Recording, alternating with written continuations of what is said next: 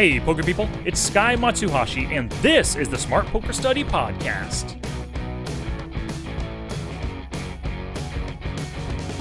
In episode 145 earlier this week, I discussed the aggressive and fun-to-use check raise. This is a great way to neutralize your opponent's positional advantage, and it's great for both value and bluffs.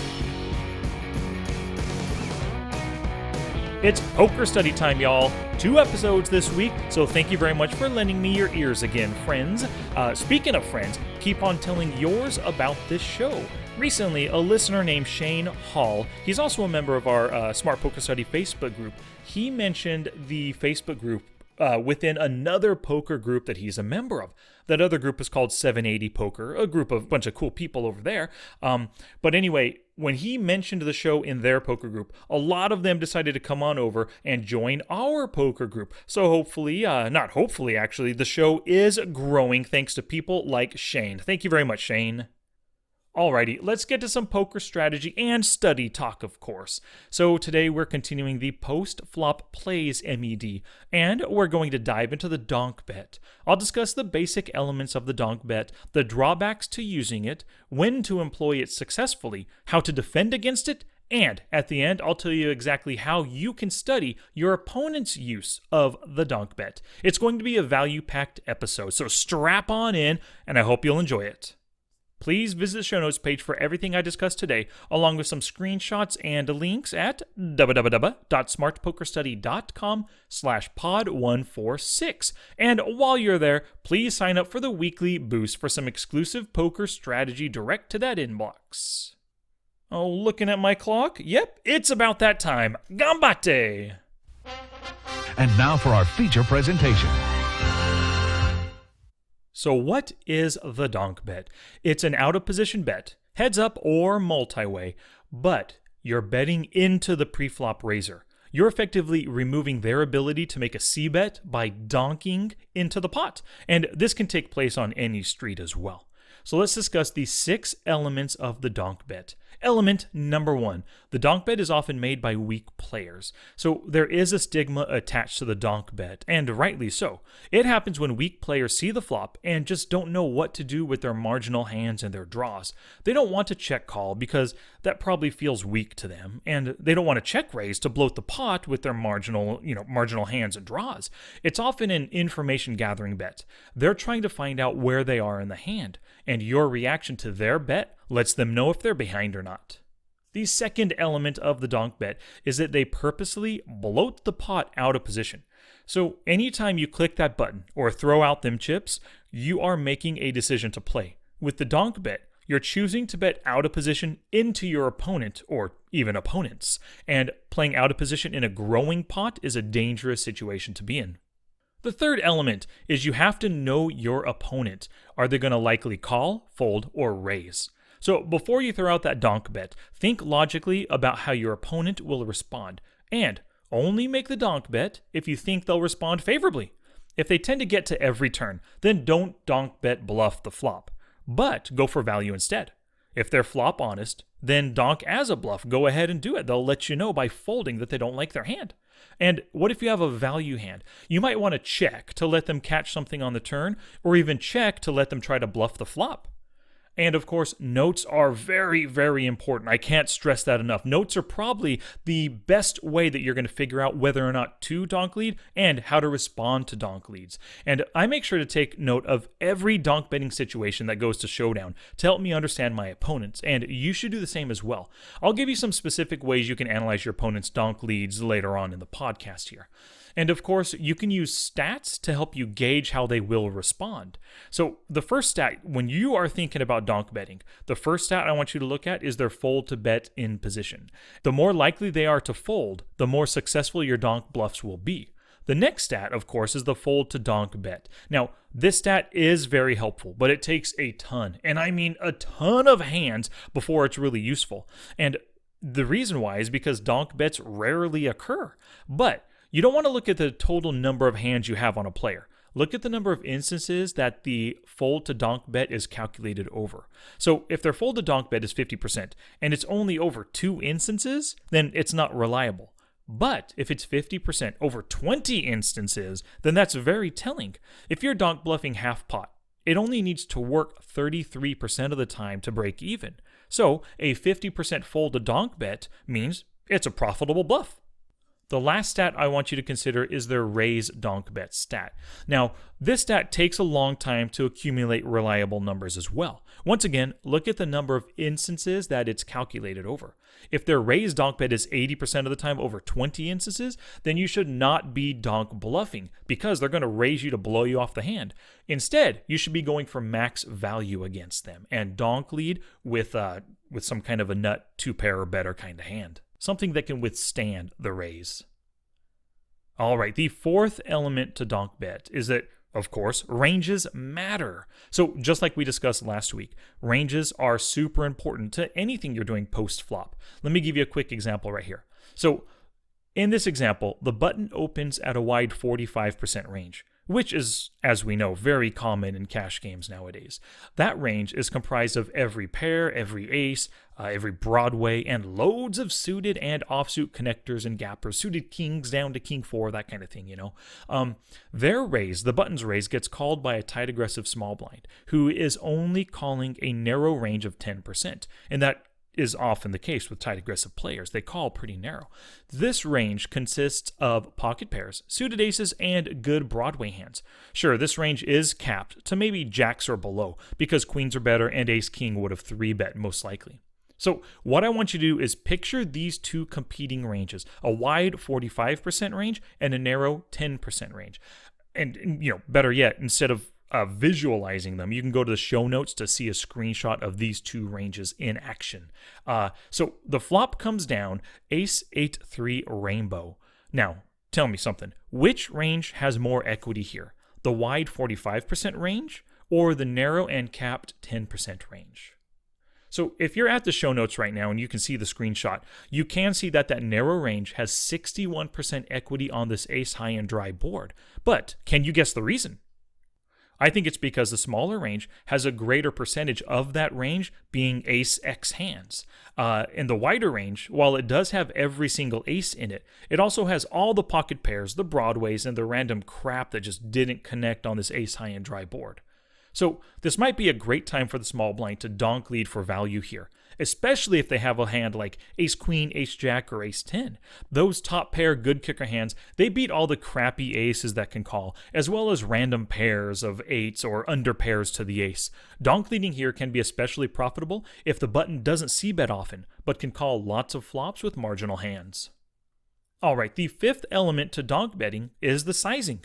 I cannot tell you how many times I've seen a min donk better fold to a raise. It's one of the most telling bets in poker, The smaller the donk bet in relation to the pot, the weaker it is. Of course, be on the lookout for players who can try to trick you with bets like this, but for the most part, small equals weak when dealing with donk bets. The sixth and final element to donk bets is that multi-way donk bets are more likely strength. And the reason for this is because bluffs have a harder time succeeding when they're trying to get too many in-position players to fold. And most players realize this, so they're going to keep their donk betting to maybe some nut draws as well as very good strong pair plus hands. Alrighty, now there are some donk bet downsides to discuss. Like I said, most good players don't often donk bet. It's because when you donk bet, you're giving up on the chance for more profitable plays. So what are we giving up when we donk bet? Number one, we lose value from bluff c-betters. So most of our opponents c-bet way too much. When you've got a great hand and your opponent c-bet bluffs a ton, your donk lead takes away their bluffing opportunity. You've shown them that you might like your hand and they can more easily play straightforwardly because you donk led. The second thing we give up when we donk bet is that we lose the profitable check raise opportunity. By donk leading, you've replaced a strong play with a weak play. Often, your opponents will c-bet and call because of their position. But when you donk lead, now they'll just call, and you've missed out on maybe a 2.5x check raise call by them. And the third thing you give up when you donk bet is that you lose value from all those double barrel bluffers. Instead of donk leading, you can check call the flop, then check raise the turn and blow your aggressive opponent off their bluff or weak semi-bluff hand. Or of course, you can check call both streets and then bet for value on the river. Your choice. But when you donk lead, those double barrel bluffers can't double barrel bluff. Alrighty, let's talk about when to donk lead. So I don't recommend donk leading a lot, but there are some signs that a donk lead can be more profitable than a check call or a check raise. The first sign is you've hit a value hand, but the pre-flop raiser doesn't c-bet a lot, and their range likely missed the board. So a donk lead might get them to call when they otherwise would have just checked behind. Another time when a donk lead could be good is when you flopped lots of equity with draws and backdoor draws. So there are lots of great turn cards to barrel bluff, or you can catch your draw and gain some value on the turn. If you combine this with an opponent who folds a lot on the turn, then donk barreling is very profitable. Their call on the flop builds the pot, and their propensity to fold to the turn barrel means that pot is more likely yours. And the third time when a donk lead might be a good play is if you think your aggressive opponent is capable of raising, then folding on the flop. So you can get lots of value out of them when you donk bluff, then re-raise their raise with a 3-bet bluff. Alrighty, I am now on the Anchor app. Anchor is a new way to broadcast your voice, music, and conversations all for free. It's free to download, and anyone can create their own channel. Or you could just get on it and listen to some of your favorite people from the worlds of gaming, news, sports, music, tech, and entertainment. You can hear them discuss their thoughts or conduct interviews or share their music with you. It's like bite-sized shareable entertainment. If you want to check out my channel, it's anchor.fm/smart-poker-study. I'm currently on day 3 of a 66-day challenge to add a new piece of content to Anchor every day. I'm using Anchor as a place for me to drop small poker ideas and strategy or study tips as well. So please check it out. Oh, and an awesome thing about Anchor is that listeners can call in and I can play it on my channel and I answer your question. So please give it a try. Once again, anchor.fm/smart-poker-study. If you're looking for a new place to play online, or if you're tired of your current site, please join me on America's Card Room. It is a US-friendly site that's been around since 2001. I play a lot of micro stakes there as Frisky Misky, and I'd love for you to join me and try to take my stack. Just click through www.smartpokerstudy.com/ACR. Download, sign up, and use offer code SPSPOD. By doing that, you can get a killer 27% rakeback deal. And of course, you'll also be supporting the show by going through me. So use that offer code SPSPOD when you download and sign up for America's Card Room. And in case they aren't taken, I don't know if they are, a couple of good screen name ideas for you. Bob's your uncle and Sir Chips-a-Lot. And we've got just a few shout outs today. Number 1 goes out to Jason Biggs. And I doubt he's that Jason Biggs. Probably some other person with the same name as Jason Biggs. You know, American Pie fame. But anyway, Jason Biggs purchased the Smart HUD from me. Thank you very much, Jason. I hope those videos I sent you are helping out, or are helping you out getting the hang of that Smart HUD right there. If you want the Smart HUD for yourself, just go to smartpokerstudy.com/smarthud. And Nadal donated on Patreon to me. He is now a monthly supporter of the podcast through Patreon. You rock super hard, Nadal. And if you'd like to follow in Nadal's famously huge footsteps, you can support the podcast by going to Patreon at www.patreon.com/smartpokerstudy. And David Singh purchased the How to Study Poker webinar. It was held a few months ago, but I got some killer reviews on it. David, I don't know if he saw those reviews, but he probably said, hey, I need to study poker a little bit better than I do now. So he purchased the webinar. David, thank you very much. I hope you are learning a ton from it. And because David purchased the webinar, I gave him a free copy of another webinar of his choice. So thank you very much again, David. And the final shout out goes to Dan Spencer, who left a killer book review. He titled his book review, All That and a Milkshake, 5 stars. So this is what he said. I finally found a book that helps me improve my game. Before Sky's book, I would attempt to study and learn poker only to get frustrated and lost. How to Study Poker gives you a solid way to study poker, and I promise if you follow the steps correctly, you will learn. I'm loving it. I just gave it that McDonald's little slant there. But thank you very much, Dan Spencer. I really do appreciate that. Alrighty, back to class, poker people. So it's time to talk about defending against the donk bet.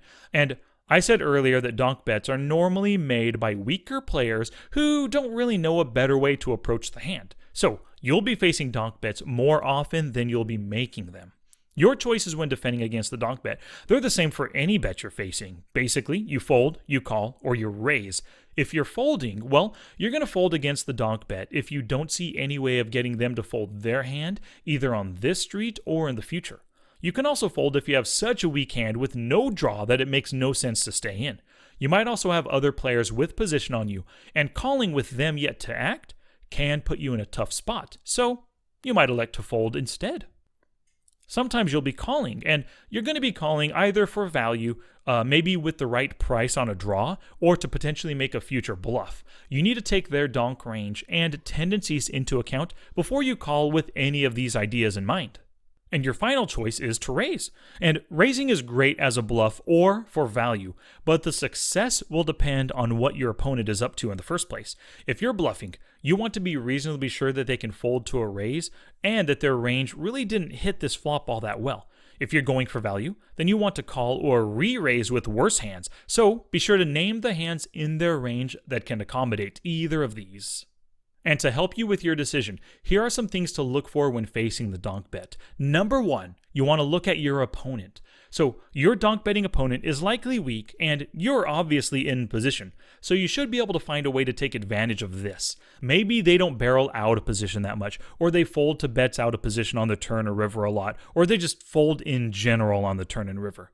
Their donk bet right now is bloating the pot out of position. So this is a great opportunity to flex your in-position muscles and put them to the test for this growing pot. The second thing you want to look for is notes on previous donk bets. A popular note I make when I see somebody, maybe they make a small donk bet then fold, I'll just type in the notes, small donk equals weak. When I see this note, I know to pounce on those min bet and 2 big blind or 3 big blind donk bets. The third thing you want to look at is sizing. In general, the smaller the sizing, the more likely it's a weak hand. Consider raising over tiny donk leads. And the fourth thing to look for is the basic stat, the donk bet percentage. Anything at 10% or below is likely for value, over a good sample size, of course, with 5% or below being absolutely for value. Kind of goes in line with the check raise. If it's over 20% and it's a good sample size again, then either bluff them with a raise now or just call in hopes of extracting more value later with your great hands or possible future bluffs. Alrighty, so the final thing I want to talk about is some Donk Bet research that I did. In preparation for this podcast, I did a little research through my database. I ran a filter for hands where I had the opportunity to raise versus a Donk Bet and hands that went to showdown. Out of the 33,000 hands I've played this year, only 36 hands were returned. I faced tons more donk bets, but not all of them went to showdown. So here are my findings for facing flop donk bets. Only 8% of the donk lead hands were strong, as in 2 pair or better.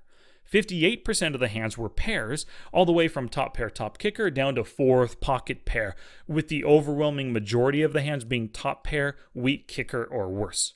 19% of the hands were some form of draw, and 14% were weak bluffs, like 2 overcards, for example. The smaller the donk lead, the more likely it was a weak hand or a draw.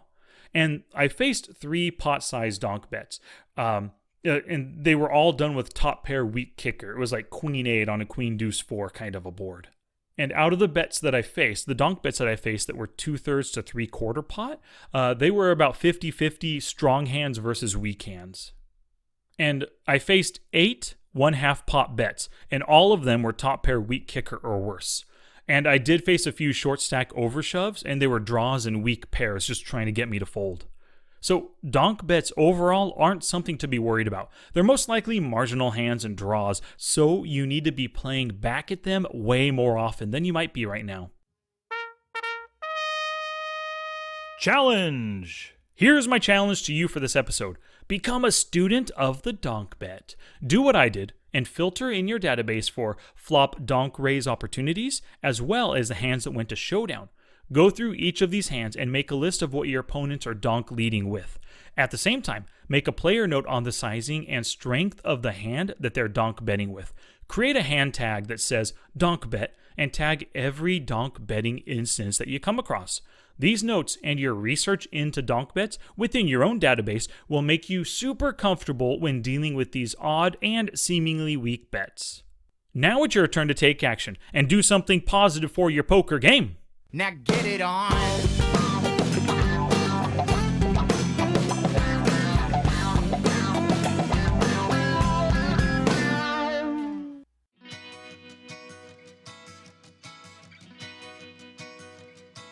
Thank you very much for listening today. This episode is not complete until you go to the show notes page at www.smartpokerstudy.com/pod146. When you're there, you can see screenshots and links to everything discussed today. If you can type the word Smart Poker Study, you can find me on Twitch, YouTube, Instagram, Twitter, and now Anchor. Or send in that email, sky@smartpokerstudy.com. Okay, poker people, next week in episode 147, we'll discuss probe bets, in position and out of position floats, as well as taking stabs at the pot. Word of mouth is the best advertising, so thank you very much for sharing this show with other poker people. Be like Shane Hall and tell the world, people. Your sharing and caring is what helps us grow. Until next time, study smart, play much, and make your next session the best one yet.